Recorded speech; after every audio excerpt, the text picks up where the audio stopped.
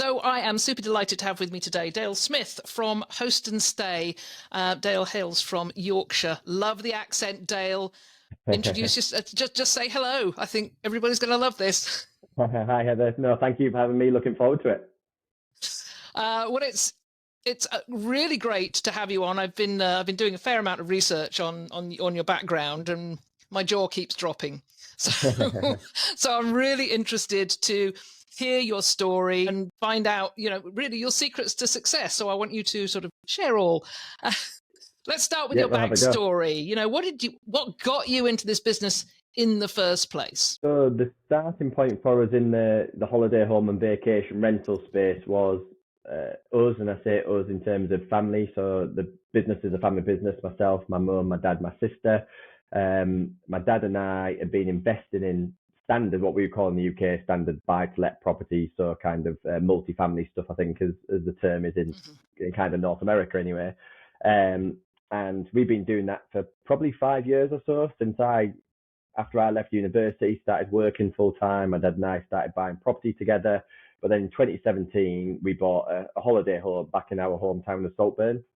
And it was kind of, there was no grand plan when we purchased it for it to be a holiday home. It was kind of just another speculative purchase, looked like good value, needed significant refurbishment. But it was right by the beach, had lovely sea views, and a lot of the potential. And we thought, right, well, let's actually have a go at the holiday let side of things.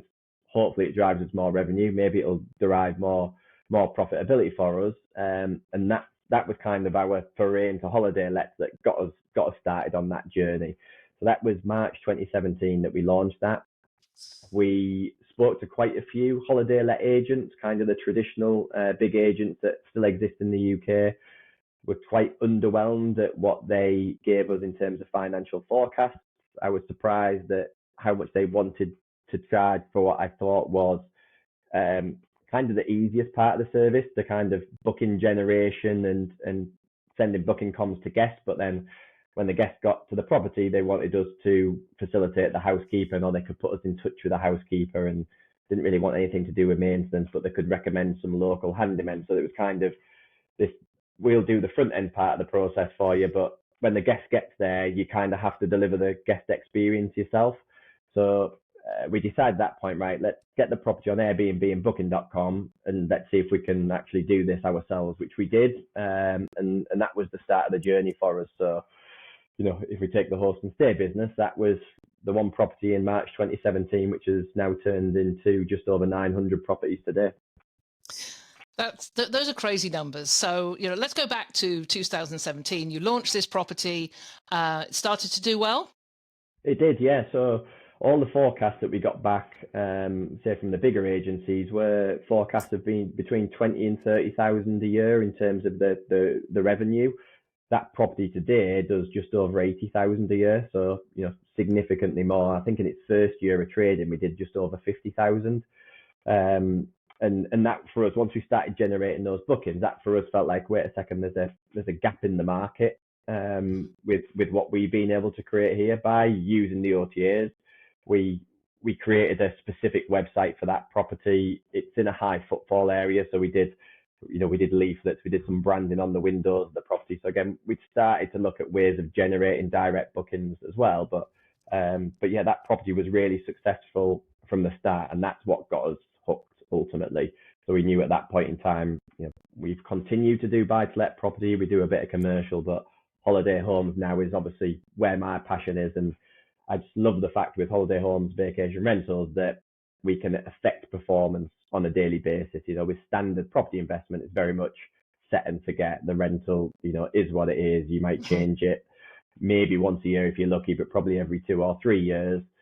Whereas with the vacation rental stuff, it is, performance management on a daily basis, really trying to optimize it and continue to drive performance. And that's kind of where I get the excitement from. So what was your goal when that one started to work well for you? Yeah.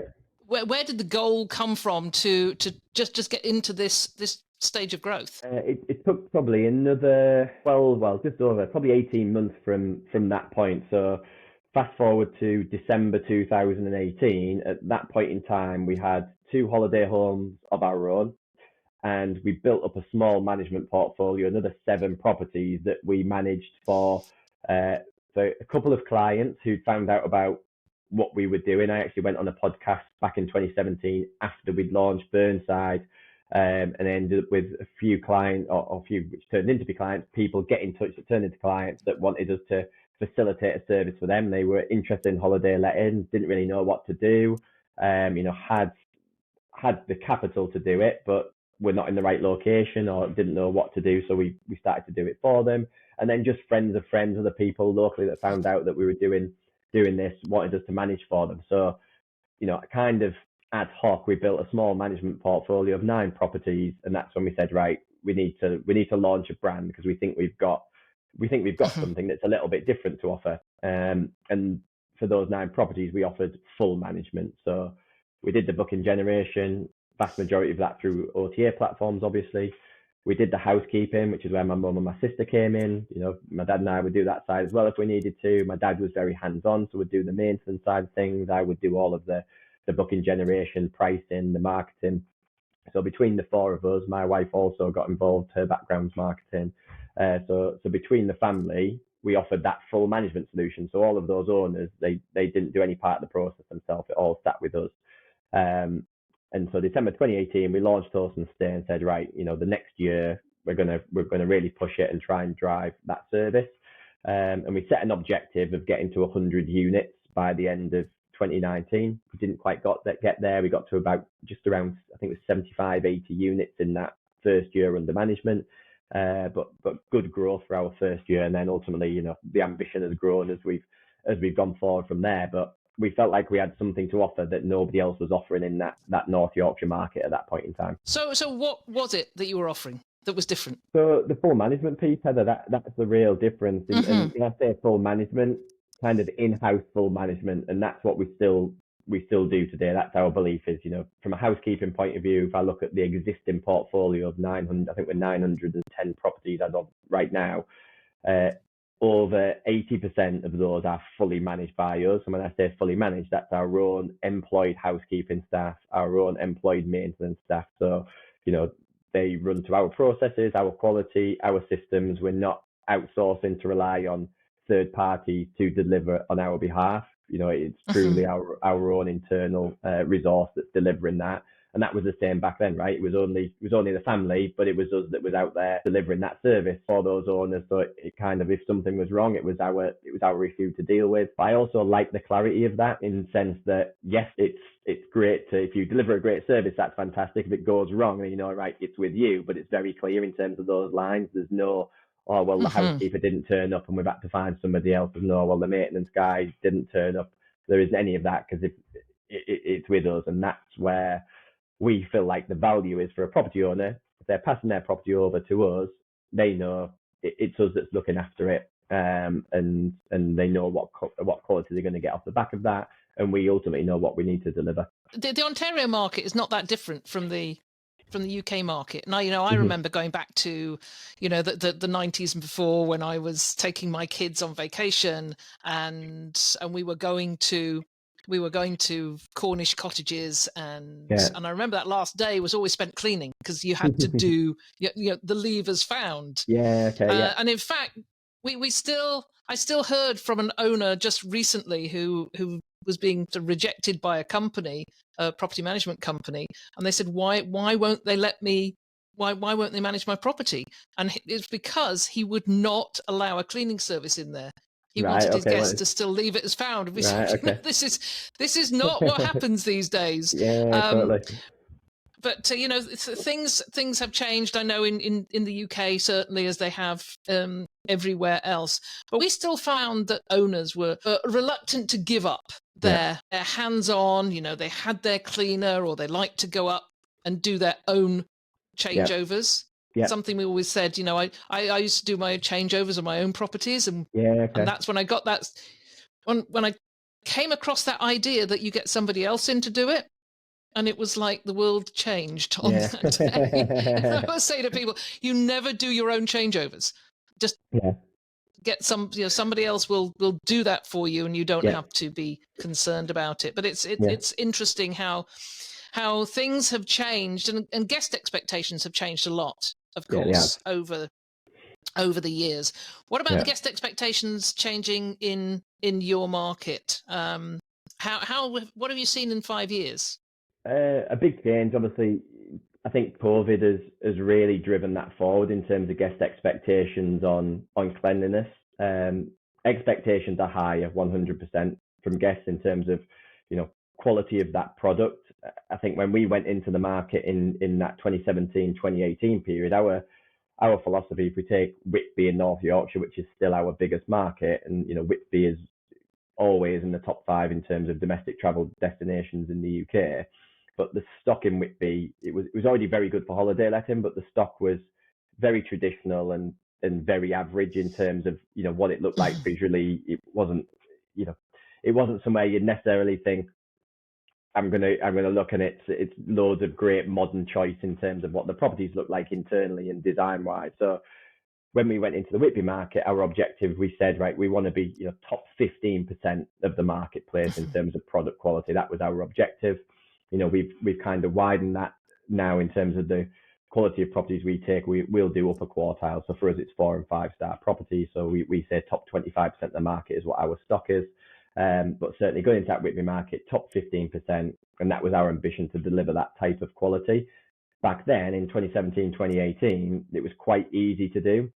We've seen over the last 5 years that other owners have raised the bar, so other stock coming into the market has certainly been of better quality than what it would have been, which makes it more competitive, but also raises the guest expectation, because anyone looking on booking.com now for Whitby, you've got quality after quality, whereas back then we would have had really good cut through and standout in terms of our horse and stay properties versus the other competitors in that market. And then we've certainly seen in terms of cleanliness of properties, guest expectations have changed from that point of view. Expectations on upkeep, because as we all know, it was interesting. I was having a conversation with someone the other day about guest damage, and we were saying essentially guest damage happens pretty much every single stay, in the sense of there's some wear and tear or damage takes place, but sometimes it's so small that you don't really recognize it. The next day, obviously, it can be much bigger, that it becomes a problem. But that staying on top of wear and tear has changed from a guest point of view. They expect the property to be almost brand new when they go into it, and we all know to actually do that is difficult to keep on top of. But also from a commercial point of view, from the owner's point of view, there's got to be a balance of what you can stay on top of and what actually you need to let run in cycles, otherwise it isn't actually commercially viable. And I do believe it's a guest expectation, I think, that's driven a lot of that. And we all know obviously how important reviews and review scores are as well from that point of view. So yeah, landscape's changed massively. I think a lot of that is being driven by guests ultimately, and also more people moving to use of holiday homes and vacation rentals. Because again, 5 years ago, the volume in the market and the occupancy levels would not have been what they are today. So more people are definitely taking that route over traditional B&B, certainly, which the coastal market would have been full of 5 years ago.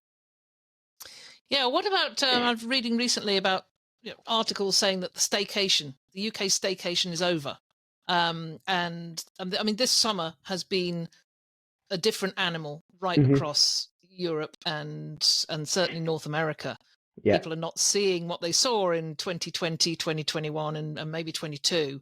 Yeah. What are you seeing? We're seeing, so our occupancy levels. So if I roll back to 2022, our occupancy levels in 2022 pretty much mirrored 2019 month on month. So if I took that kind of, we're coastal and rural, so we are very seasonal in terms of peaks and troughs with school holidays. Obviously, we're right smack in the middle of high season at the moment. And 2022 was a mirror image for me of 2019. We didn't expect it to be. We expected occupancy to be a little bit higher, because we expected more hangover from that COVID period and people still being unsure about traveling. But for me, as soon as 2022 started, or certainly as we were into February, it was pretty much everyone went abroad. If I look at occupancy this year, we're very similar. Again, we had a bit of a downturn in, I think it was June, was a bit of a lower month than what we were forecasting. But if I take our budget forecast year to date, we're right on that. August, we look like we're going to come in slightly over budget. The weather, however, in the UK has been terrible for the last 6 weeks, like literally terrible. Otherwise, I think we would have probably been a little bit ahead.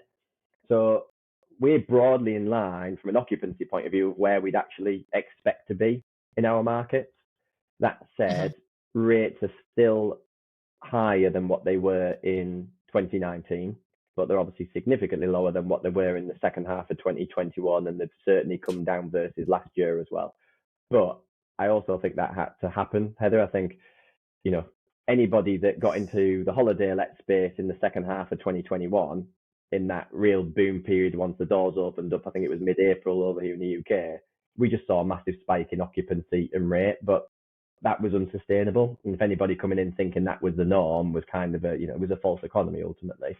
And I think we've definitely seen that over the last few years. We've seen more stock come into the market. I think more investors come into the market during that COVID period, kind of banking on lots of domestic travel post-COVID, which we got, but we got it in really a real condensed fashion in that second half of 2021.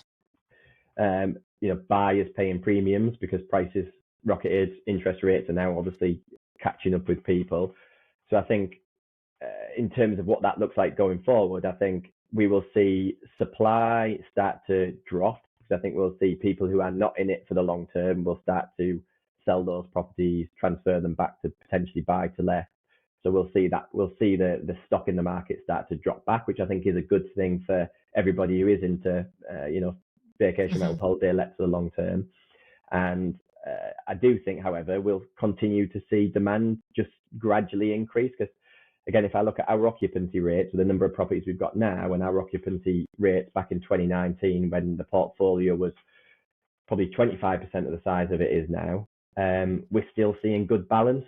So for me, we're still getting that right balance between occupancy and rate. So I think our position will strengthen as we go through the next 12 or 18 months, because those individual single operators who come to realise it's not as easy as what it may seem from the outside will kind of drop out of the market. And I'm still bullish in terms of staycations. And same again, if you look at the UK market, every time there is a recession period or a tightening from a financial point of view, domestic travel increases. It's always more cost effective to go abroad, always has been. I think it will, if we go into next year, it still will be more cost effective, or will become more cost effective to stay in the UK again than what it has been the last couple of years.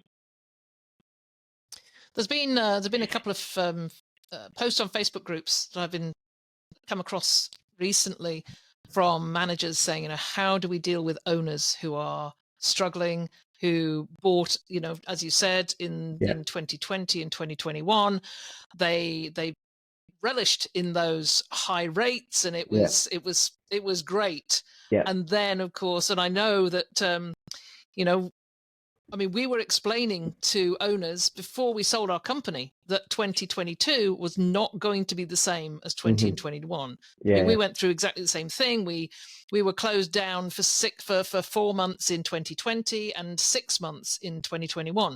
There was no it was Boxing Day to June the 5th, I think, in 2021, we were shut down. And the moment, and you must have experienced this, the moment that restriction lifted, it was the floodgates opened. It was. And for those owners who bought then, it was just like, wow, let's keep putting the prices up. Completely. And of course, getting into 2022, it was a challenge for them, and even more so now. But I'm hearing this right across the US, and managers saying, how do we explain this? It's 2019 rates. We need to roll it back. Totally, it is. And that's, I think that is the thing. We've just seen this this kind of peak, I guess, in the cycle, where we're now back at probably where we should have been. If 2020 was a normal year, we're kind of 2022 was kind of getting towards that, and we've lost a couple of years where we've had this crazy period, and now we're back to kind of normal operating. The issue that we've got is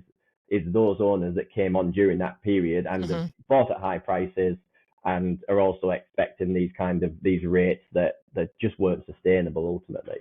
But I spoke at an event recently when we were talking about the event was just general property investors across all different sectors, and my kind of view with it all with everything property related right now is really asking the question of how long you're looking to invest in the property for. And I think unless you're willing to invest in that property, if you're purchasing today or you've purchased in the last 24 months, unless you're willing to hold that asset for 5 to 10 years minimum, then it's the wrong game for you. Ultimately, if you're wanting to make quick money, as in a 12 or 24 month return, then you need to be trading property ultimately to make money from it. Whereas if you're investing ultimately, which is what this is, it's got to be that 5 or 10 year. And if we look at it, if you're buying a holiday home as an investment, it's got to be an investment. It's got to be a 5-10 year view on what you're going to make back off that asset, because you've got to ride the kind of ups and downs on capital growth. You've got to ride the kind of, the challenges from an economic point of view to look at it over that period and say, right,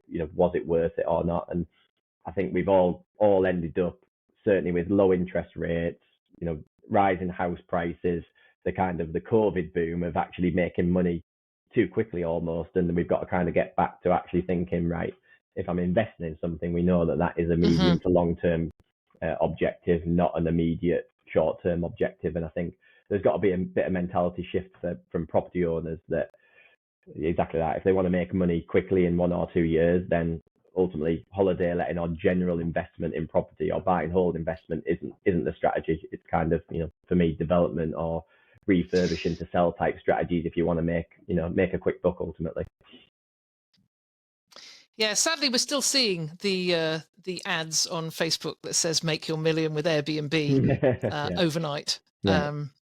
Yeah. But hey, I think people need to be savvy enough to see through those. Yeah, totally. I just want to go back a bit to your scaling and the competitiveness and competitors who are catching up to you now. And I remember this is what happened with us. We would disrupt with something. And it went great for a couple of years until all our competitors sort of caught on to this. I remember one of them was when we started using TouchStay. Right. And Okay. Yeah. everybody else was using the old welcome books that sat on the coffee table and dog-eared and coffee stained. And we went into TouchStay, and for our guests, it was in every review how amazing this was. It took about 3 years before all our competitors jumped on the digital welcome, digital guide bandwagon. So, I know you've always got to take that next step to keep ahead. So with the scaling on the level that you're doing, how can you continue with that competitive edge? And also, how can you continue at that level of scaling to keep surprising and delighting your guests so they want to come back to your brand every time? So I suppose on the scaling front, we've always viewed ourselves as kind of right in the middle between the traditional agents, the kind of the Aways, which is cottages.com brand in the UK, the travel chapter, the Sykes, who are, have been around for, a long time, ultimately probably 10 plus years or more, and have really consolidated the market of the smaller players over the last 10 years in the UK. So, if you look at the UK market, you've got travel chapter, cottages.com and Sykes, who are between them are probably about 75,000 holiday homes under management. You've then got another few players and then us. So it's really fragmented in terms of how much disparity there is between the different sizes. But we've always viewed ourselves as between those guys and then looking at, right, how do we align with the OTAs? So we always view Booking.com, Airbnb, Vrbo, etc. as partners, and we've obviously always generated bookings through those guys and continue to do, whereas the traditional operators on this side don't really seem to use them and see them more as competition. And I think as an advantage that our ability to use the OTAs effectively has really helped us scale. It's helped us generate revenue for owners that they couldn't get at the more traditional agents. And we've used that to our advantage. I think one of our risks is if the bigger agents start to use the OTAs better, because I still think they view them as competition rather than partners. I think that's a risk for us if they do start to use them well. But then on the flip side, a lot of our smaller competitors now, our advantage is actually our on the ground resource. A lot of our smaller competitors really struggle, as we all still do, on being able to provide those on the ground services, the housekeeping, the maintenance services that over the last few years have become really difficult to get hold of. And I think that is causing a a barrier for a lot of the smaller agents to actually scale their business because they're not able to get the resource on board to be able to scale it. Whereas we got past that point, probably luckily in a period where we could still recruit it, and we've managed to take it with us, and we're still able to recruit that. We've got the resources to be able to recruit that on the ground staff. So I think we're actually in a nice position from the point of view of being able to continue to scale because we've got the resources and the capital to do so, versus the smaller guys not being able to. But our risk is still whether some of the bigger competitors kind of come back at us, but they also don't seem to want to do the full management piece, and it's probably quite difficult for them to do that full management piece now on the scale that they're at. If you've got 25,000 properties under management, to deliver out a full management service is a tough ask ultimately. And I think those big guys have got obviously different aspirations in terms of what they see their business as ultimately. So we're still relatively bullish on being able to scale. We see that as coming as a continued organic growth, and we're also looking to acquire other property management business as well. So we see that as obviously another growth area for us. And our objective is we want to be at 5,000 units under management by the end of 2025. And we see those additional 4,000 units from where we are now as coming pretty much 50-50 split as between organic growth, which continues across the UK as we continue to scale, and then acquiring the other 2,000 by sweeping up some of the smaller property managers that have got to that 100, 150, 200 level and ultimately can't or don't want to scale past that point, because we all know how difficult it is at that level and how involved you are at that level in terms of doing the day-to-day stuff as well. And then kind of on your other point, Heather, on delighting guests as well, for us it's always looking right, what can we add into that guest experience.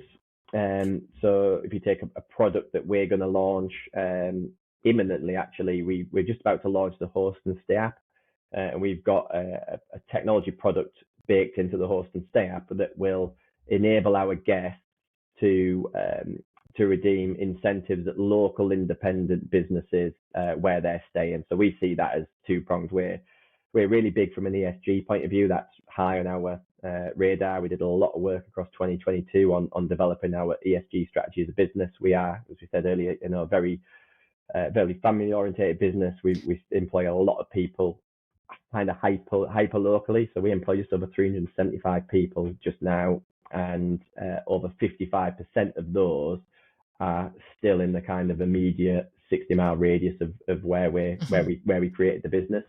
So we want to do a lot of good at local level. So we're trying to get our guests, when they come and stay in a Host and Stay property, not to spend that pound at a Starbucks or a Costa or a big national chain. We want them spending that pound with local independent businesses. So through our Host and Stay app, we're effectively joining those two together to give guests fantastic recommendations and warm introductions to those independent retailers of where we know they're going to go and get a good experience. So again, we see that scaling across the UK as we do. That's just kind of a flavour of some of the things we're trying to bring into that guest experience that they're not necessarily going to go and get with another holiday let brand ultimately.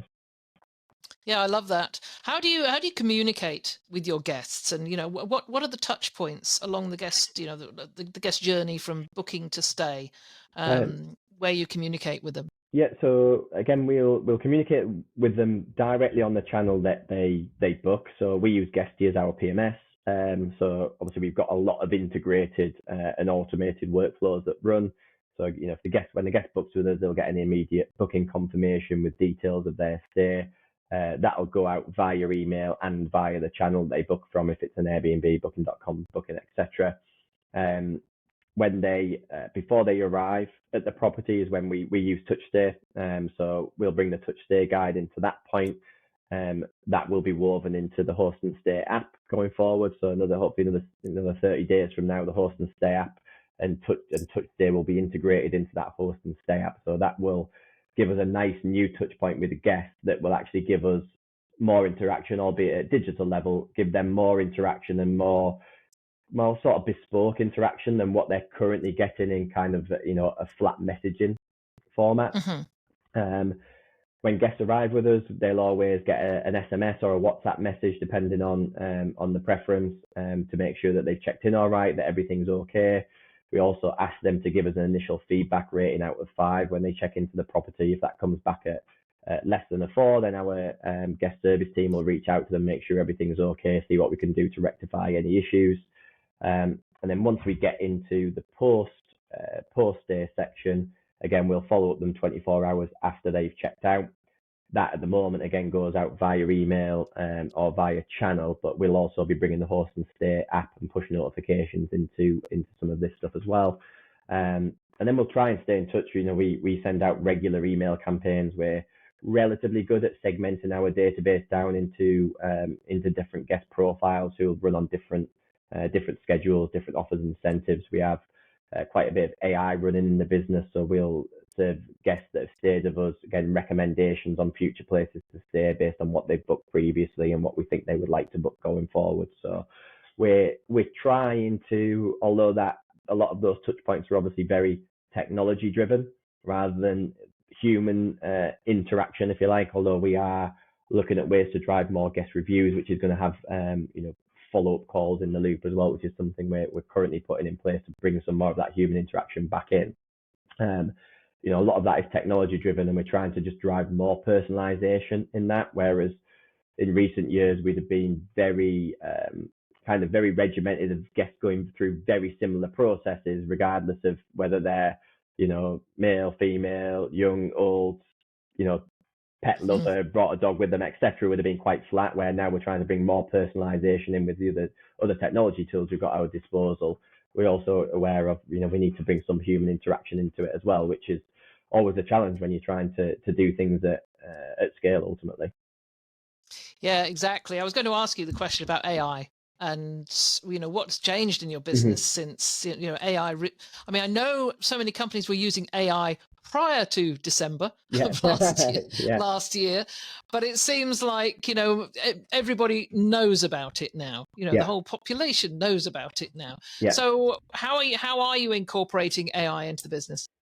So we use it on our website, on the Host and Stay website. So all of our recommendations on the site, so that we push to the user, will be based on their behaviour on site and sites they've been visiting. So that was kind of the first touch point for us. We brought that in at some point last year, probably about 12 months ago, I think. So that was our first kind of foray into AI and trying to drive more personalisation for guests that are trying to book on our Host and Stay website. We then developed that into that email journey we were talking about. So when guests are getting emails from us, again, they're personalised based on their preferences and past bookings and what we think would suit them. This year now we've got AI in our guest relations team. So again, we're trying to auto-generate messages that are effectively reading that guest message, using data that we've got within our PMS, auto-generating that guest message. Our guest service advisors will still check that message before sending it currently, but we're hoping we will be able to start and automate some of those where it needs a quick answer, where the guest, for whatever reason, can't locate the key safe code and they need a quick one sentence reply of what the key safe code is and where the key safe is. Those type of things we're trying to automate so that, again, we can better utilize our existing resource. We're currently using it as well now in terms of reading guest reviews and extracting out wherever guests are reporting issues in reviews, and then putting that into our maintenance and repair system, so that automatically generates workflows for our maintenance guys to go out and attend to an issue proactively, rather than again, that would have been a manual response between probably 3 members of the department, or between departments, that we're now starting to automate through AI. So we've got lots of other uses for it on the roadmap, and ultimately, I guess from my perspective, it's looking and saying, right, where do we have human touch points that have a higher percentage or higher error rate because ultimately humans are fallible and we can have issues. Where can we use AI to automate that and ultimately take away the chance of the ball getting dropped? So I always relate to if a guest is talking to a guest service advisor, and they then need to talk to the maintenance department, and then the maintenance coordinator needs to speak to the technician, is there a way through AI we can just go straight from that guest to the maintenance, the technician, to attend with all the information they need? But if we can do that through AI and process automation, I completely negate the opportunity for a team member to drop the ball. And not that they're going to drop it on purpose, but when they're trying to juggle lots of balls, at some point you're going to drop one. So how can we use it to kind of mitigate risk of missing something that ultimately then leads to, a bad review from a guest, or leads to, an issue being created with the owner. So we're trying to view it from that point of view of, I suppose, processes and efficiency, but really looking into, say, I don't want to replace a human being doing it, but wherever a human could make a mistake, can AI get us to the same result without making a mistake? And if so, then for me, that's a route we should take with it. Because ultimately, we want the human beings focused on the human to human interaction. That's where, machine learning can't compete with us, but areas it can compete with us on process and reading something, extracting it, and pushing it into another system. Well, let's use it for that, because that's ultimately where we're going to get real good gains, and certainly at scale as well. Yeah, you've mentioned a lot of interesting stuff here. One of them that really resonates with me is being able to pull data out of emails and reviews automatically. And I've had Evan Dolgow on the podcast about four times now, I think, because he was the one last. I saw him speak in Miami at the Direct Book Summit last October, and he was the first person who ever talked about data that made it clear and simple, and said, you're a property manager, you have got so much data at your fingertips, you don't realize it. And you're clearly way beyond that now, using that data, and then of course it enables you to segment your target audience and target guests. So I love to see where all this is going. Yeah, I know. It's it's fascinating. I mean, in fact, to your point, if we look at it on data, and we've got the data to make things more personalized, but then actually, I think if you take a property management business, we're almost overwhelmed with data and information that for a person, for a property manager, if I take one of our our property managers who oversee X number of properties for owners, they've got so much data coming at them. The challenge is actually, what do they prioritize? How do they prioritize? How are they supposed to filter through that? Does it come back to, whoever's shouting loudest is getting the most attention, which probably does, because again, when you've got that human to human, that's what happens. So, and you kind of feel for the property manager who's, managing, we work on ratios of 150 properties. So if they're overseeing 150 properties, how do they prioritize that? If they've got to look at those guest reviews and extract data from that and do something about it, and then communicate to the right team or the right person to then go out and then take that action, it's a really difficult job to get someone to do that. And that's for me where AI fits in, because literally within half a second, it can read that information, summarize it, and then push it to another system, which we just can't do as human beings. So that's where the future is for me, in terms of being able to really streamline that, and actually where the benefit comes for us as property managers, because we should be able to manage properties better for our owners off the back of that, because we're actually taking relevant action more quickly, rather than spending X number of days of actually filtering through the info before we do anything about it. Yeah, when I look back and think, I wish I'd had all this at our fingertips in the in the past, when I was trying to do all this, and it was all very manual. And you're absolutely right. The squeaky wheel is the one that gets the attention. And completely. He who shouts loudest. Yeah. Okay, moving on a bit, because time is moving on as ever. I did want to ask about your split of homeowners between investors and family owners, and I'm really curious about this, because you do so much, so much management of a property, and you'll do design and decor, and you want to make sure everything meets those standards. So investors, I can understand, somebody buys a property and says, here you go, Dale, here's my property, do with it what you can and give me the best return. What do you do with the family owners who, they want their input, they love grandma's old throw, and the decor and the old wallpaper, and how do you deal with those, or do you not? Do you just not take them on? Yeah, so some of those wouldn't fit within our brand profile ultimately. So if we're getting something, it's kind of back to that. We're 4 and 5 star. We would take 3-star stuff as long as they're willing to commit to improvement, and we would work with them on that improvement journey. But ultimately, if we feel the property doesn't fit our brand profile, then we wouldn't bring it on. And again, as you scale, that's something we're constantly trying to battle with internally in terms of educating our property consultants who bring the properties on of, what those rules are around that. So, my wife Rach is head of onboarding, so pretty much every property that comes on board passes through her department, and Rach is the brand police. Like, she will throw the gauntlet down in terms of if it's not on brand, then she's the first on the phone to me saying, Dale, why is this coming on board? It shouldn't be. So we're relatively protective of that brand and making sure that property fits the profile. Because if it doesn't, we also know that we're not going to deliver the service that we can for owners, and that also plays into those family owners who maybe we're used to doing Monday to Friday, Friday to Monday stays, which again isn't our bag.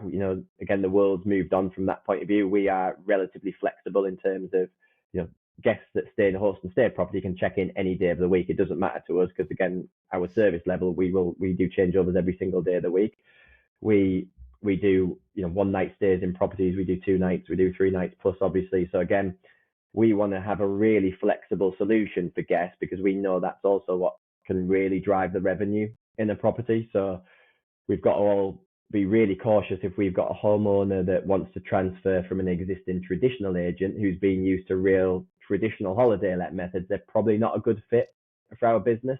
And although a property consultant may bring them on saying that we can fit to that, the reality always comes out that they end up not liking our model because it's not what they've been used to.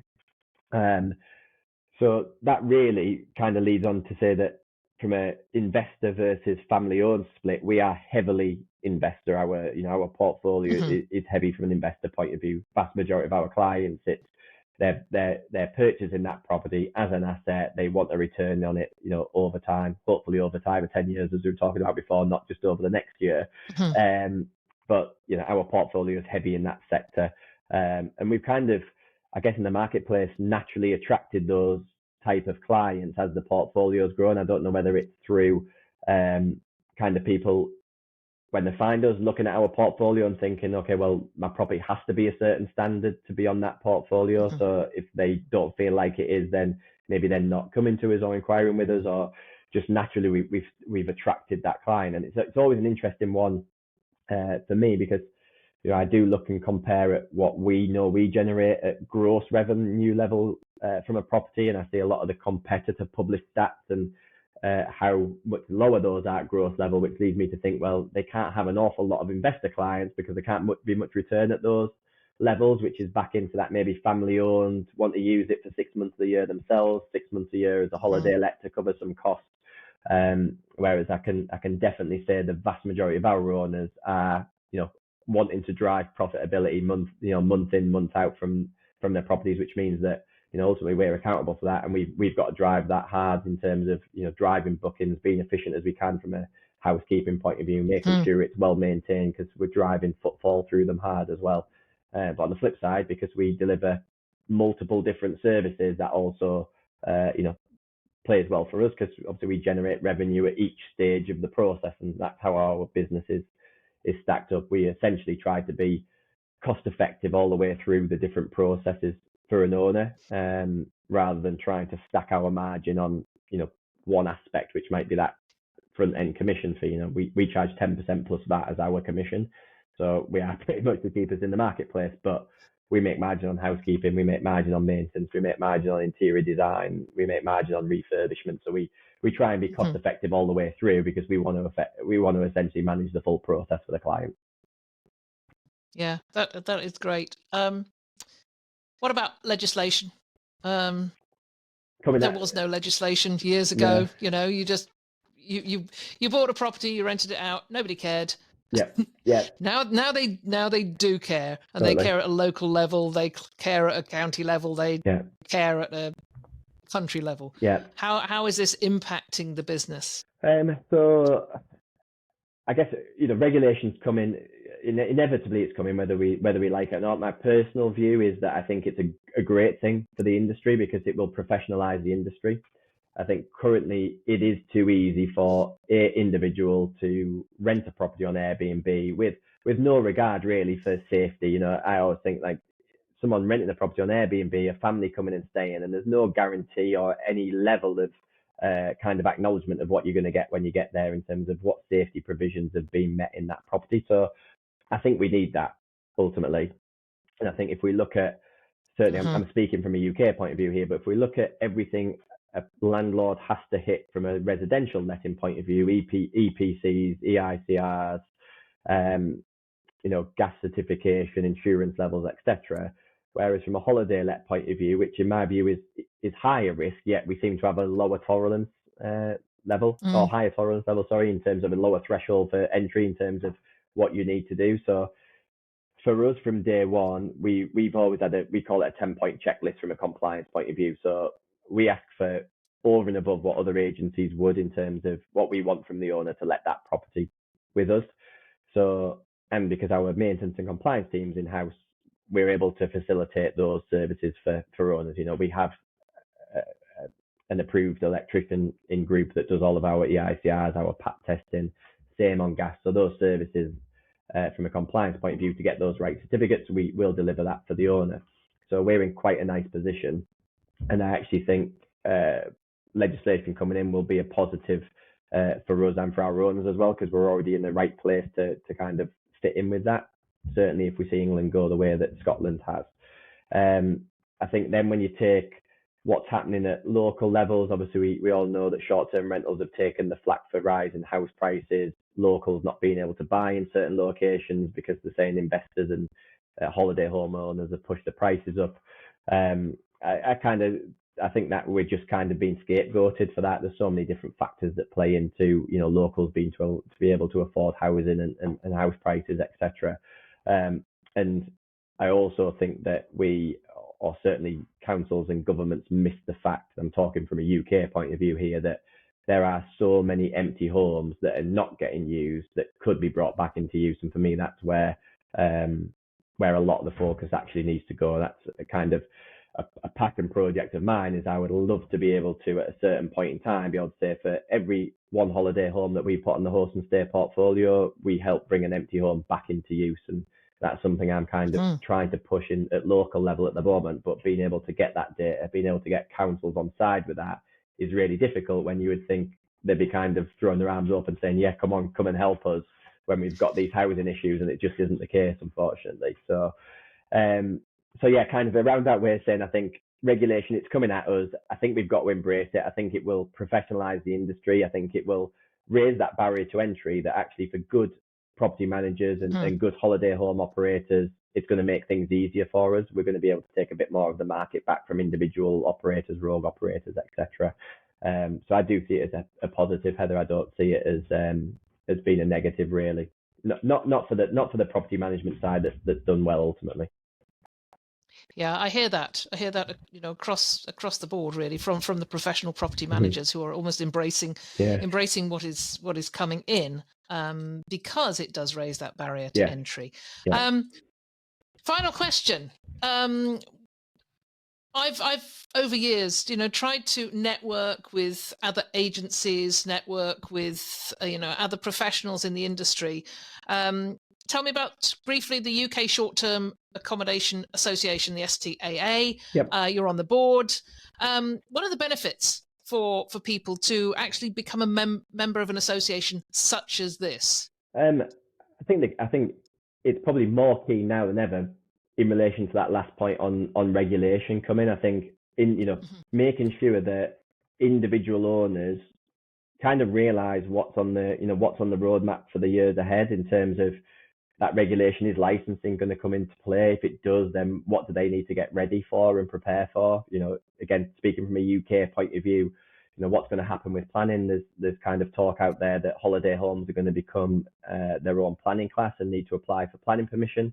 Well, how is that going to be determined? Are grandfather rights going to apply? If they are, then what's going to be the determining factor from that point of view? Our take on it at the moment is that for grandfather rights to apply to a UK holiday home, it will need to be registered for business rates, and that's going to be the yardstick. So we're working hard with our homeowners at the moment to make sure that they're registered for business rates and operating in that way. But again, that's something we would always advocate on through our onboarding process. But speaking to lots of operators, they don't even get involved in that with their owners. They don't recommend that. They're not guiding them on it. So that's for me where the STAA comes in terms of being able to push out that guidance, push out that knowledge at scale to, you know, property managers of a smaller level who might not be up to speed with it, to individual holiday homeowners who are, you know, probably quite blind to the fact of what's coming, especially if they're using a management company and are therefore not necessarily keeping up to speed with all of these changes.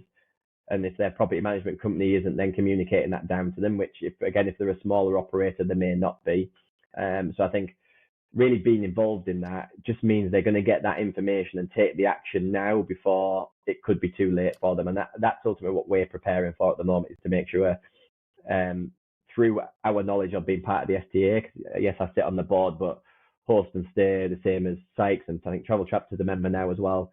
You know, we're all trying to come together to actually make sure that holiday homeowners across the UK are getting the information they need to get themselves prepared for changes that are coming. Because the last thing we all want to see is all of a sudden we can't list properties because of X, Y, and Z, and we've got to get licenses in place. We need to be prepared for it. You know, none of us want to see the sector go back over, so we've got to all be up to speed to make sure we keep on moving forward together.